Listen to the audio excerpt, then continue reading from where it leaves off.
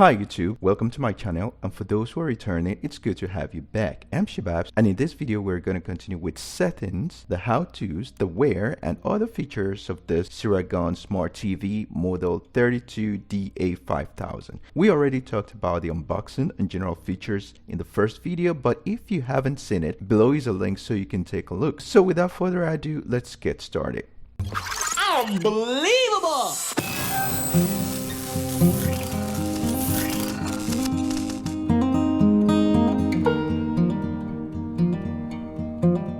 One of the first things we're going to do is get our control ready. As you could see during setup, there is no sort of manual control on the TV to help navigate in case of lost control. We're going to have to use the control for almost everything. In short, everything depends on the remote control. So first thing to do, we proceed to remove the battery compartment cover.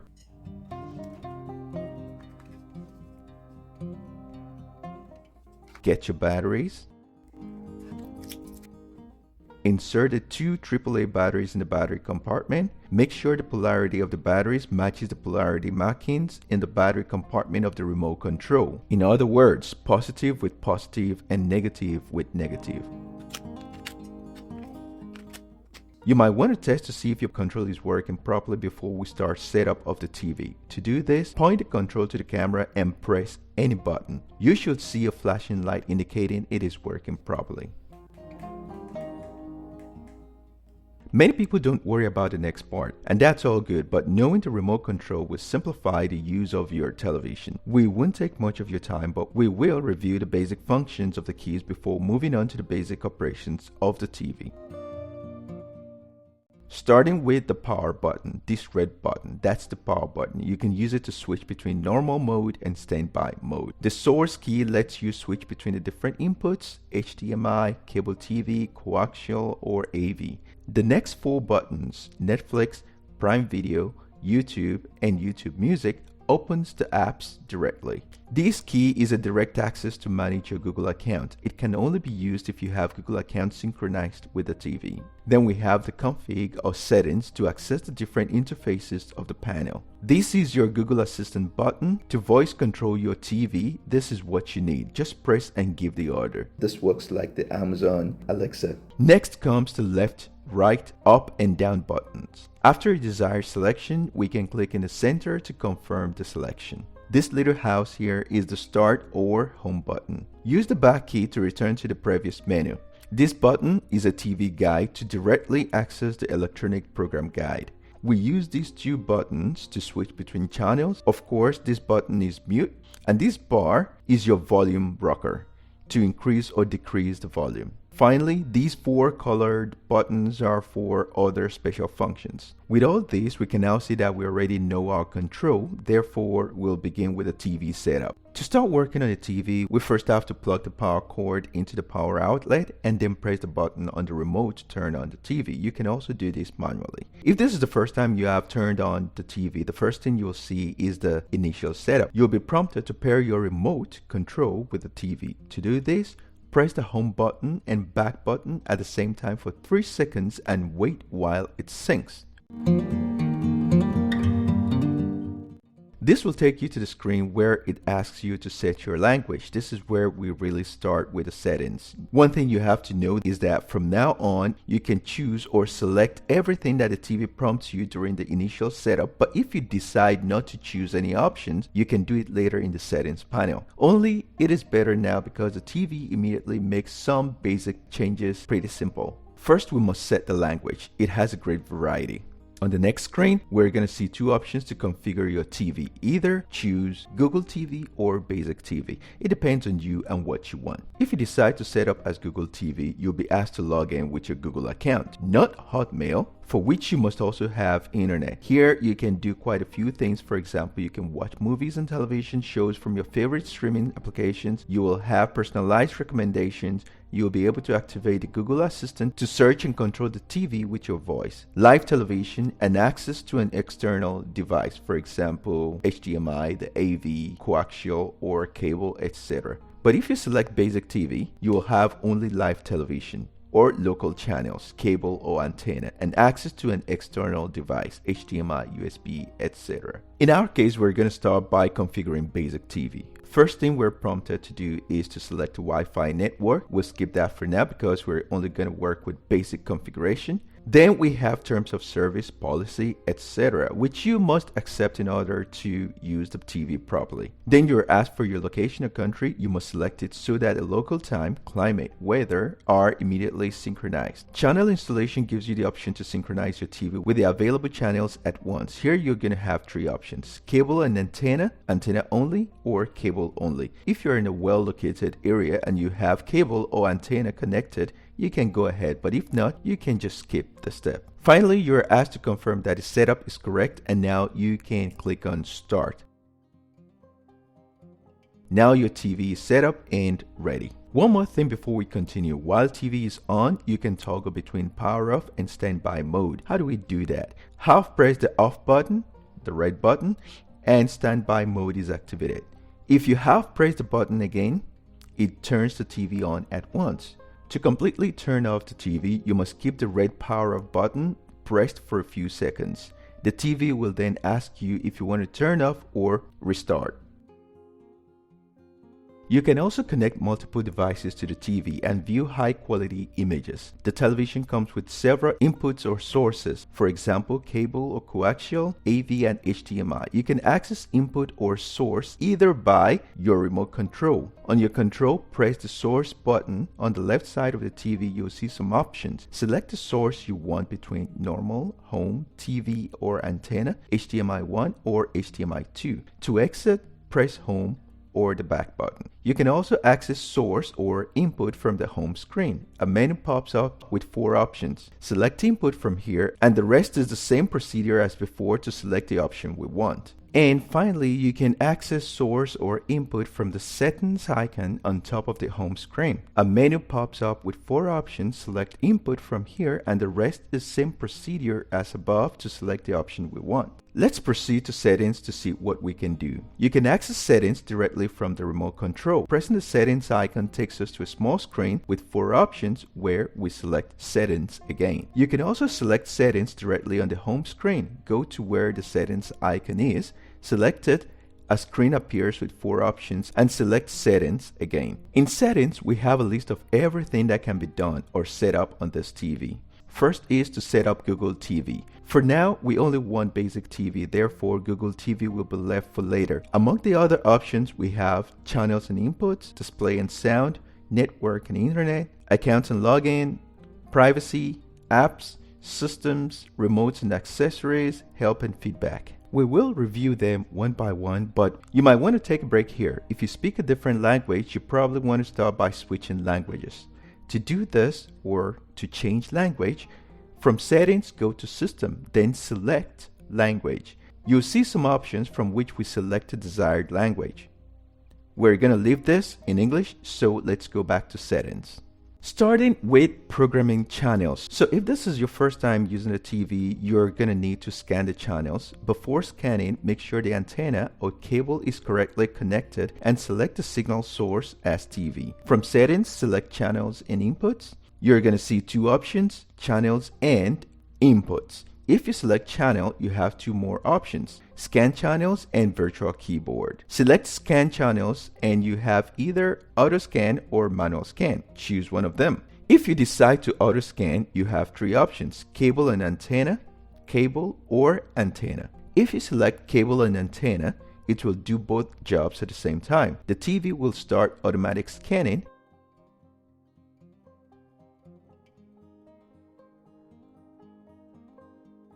In this case, no channel was found. If you select cable, you'll see only one option, analog. Select and the TV starts automatic scanning. Again, in this case, no channel was found. Now, if you select antenna, you're going to be given 3 options, digital, analog, digital and analog. You can select any options, but we're going to choose digital and analog so that the TV does both jobs at once. The TV starts automatic scanning. and again in this case no channel was found. If you get these notifications, you probably don't have any cable or antenna connected, or you live in an area far from analog antennas, as is in my case. Now, if you decide to manual scan, you'll be given two options, digital and analog. You can select digital, then select automatic tuning. The TV will ask if you want to start automatic tuning. We accept and the scanning begins. You can also select manual tuning. Here you'll be given the option to manually configure everything necessary: channel number, frequency, bandwidth, meter, and finally we start the scanning. You can also select analog. From here you can configure the type of scan. Choose between cable or antenna, program, audio system, color system, and frequency. Press OK on the remote control to accept and start the scan. If you get a notification of not finding any signal, you probably do not have any cable or antenna connected, or you live in an area far from analog antennas. Going back, you can also activate the virtual keyboard. From channels and inputs, channels, you'll get to virtual keyboard option. Select and the virtual keyboard pops up on the right. Screen and sound allows you to adjust everything that has to do with sound and image. Selecting this option will give you four options: image, screen, sound, and audio output. If you select picture, you will have three options: picture mode, WCG, screen brightness, and advanced settings. In picture mode, you will have 8 options: standard, dynamic, echo, gentle, vivid, sport, game, personal, or customized. You can set your own values here. If you select WCG, however, you're going to have 3 options: standard, WCG, and auto. Select your preferred option. In screen brightness, you can increase or decrease the brightness of your TV using the left or right buttons. Finally, advanced settings to control color temperature, dynamic contrast, noise reduction, and image reset. Color temperature gives you 5 options: standard, warmer, warm, cool, cooler. Select your preferred option. You can activate or deactivate dynamic contrast. Select noise reduction and you're going to be given 4 options: off, low, mid, high, and auto. Select your preferred option. And finally select image reset to delete and start again. Screen will normally give you options to adjust the aspect ratio, but apparently this TV does not have options. It only comes with a single standard 16:9 option. You can also adjust sound. Selecting sound will give you 4 options: sound mode, surround mode, sound only, and advanced settings. If you select sound mode, you have 5 options: standard, cinema, music, news, and personal. Select your preferred option. The personal option gives you more options to customize the sound to your taste. If you select surround mode, you'll have 2 options to choose from: pure sound mode and surround sound. And lastly, you can adjust the surround effect. Remember, here you can only choose a single option at a time.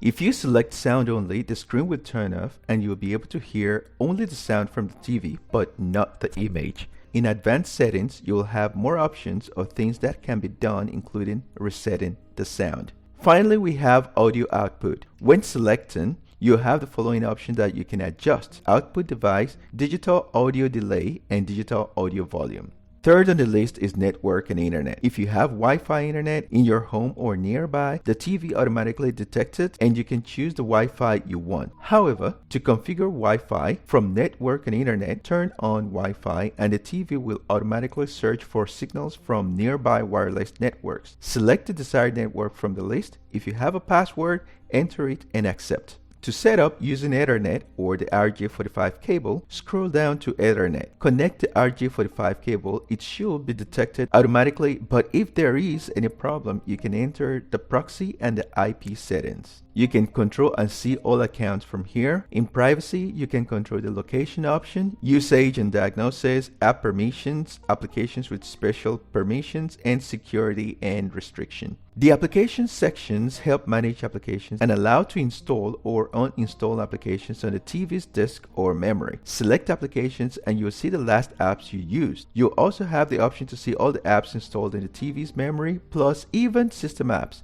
application permissions, applications with special permissions, security, and restrictions. Clicking on System Settings, you can check accessibility, get information about a TV, set date and time, set language, set keyboard, check storage, change mode, power and energy, activate or deactivate system sounds, television, system running time, and you can restart the TV. Let's check them one by one. If you select accessibility, you can enable closed captioning, high contrast text, text to speech, and accessibility shortcut. You can also activate TalkBack and accessibility services with switches.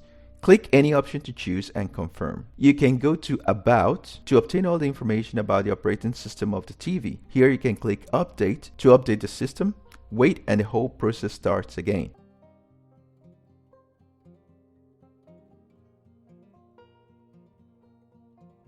You can view and change the name of the device, select and write any name you want. Factory Reset will erase all the content of the TV and set it back as if it were the first time.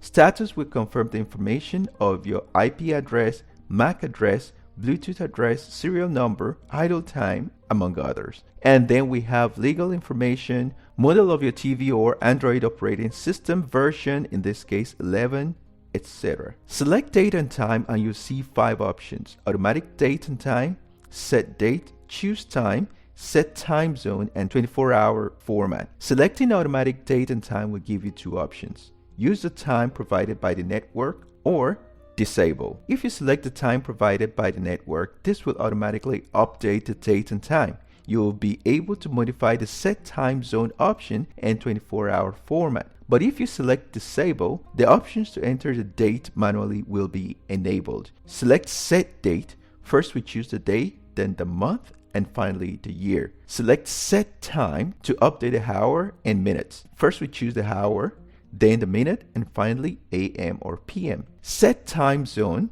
It should already be configured when you selected your country or region at the beginning when we started setting up the TV. But if not, here you can select a zone or country where you're located. And finally, here you can toggle between the 24-hour format or leave it in the 12-hour format.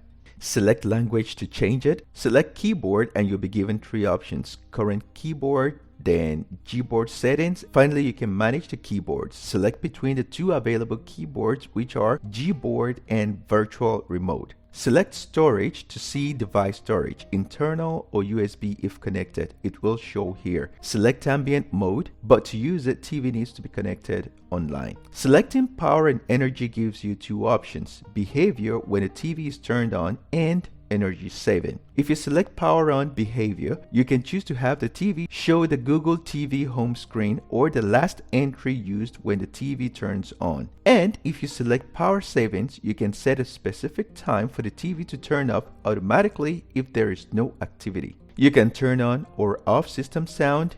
In television, you can program your TV to turn off or go into standby mode after it has been idle for a while. Select television and you'll have 6 options: sleep time, timer settings, terms and conditions, environment, remote control update. System running time will show you how long the TV has been on, and finally restart. Select remote and accessories for information about your connected devices. Here you can either activate or deactivate Bluetooth. To pair your Bluetooth devices, for example, cell phone, to your TV, from settings, select remote and accessories, but if you're already here, just press the OK button to accept, select the device you want to connect to, and press the OK button, then follow the prompt to connect it. Let's try and pair our cell phone to the TV. Bluetooth is active here. Turn on cell phone, look for Bluetooth. We're going to look for the television. 2K Smart TV, that's the name of the TV. Pair. We accept pairing.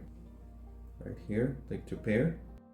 And my cell phone is paired to the television. If you have a problem connecting to any Bluetooth, this is where you're going to solve it. And finally, help and feedback. For those who are only interested in the settings and what this TV offers, that's it for now. Hope this video has been helpful and has given you enough information on this smart TV, Siragon model 32DA5000. If you're interested in knowing more about this TV, USB functions, video resolutions, how to connect to Google, and even how to use the Google Assistant function, etc., you can click on the link below or click right here on the end screen to access the third part of this video. I appreciate your time on this channel. If you have any questions, leave them down below. Also, please let me know what you think about the TV in the comment section, or if you already have some experiences you might want to share. Don't forget to give us a thumbs up, subscribe to our channel, and hit the bell button so you get notified when we upload new videos. Thank you for watching, and as always, see you soon.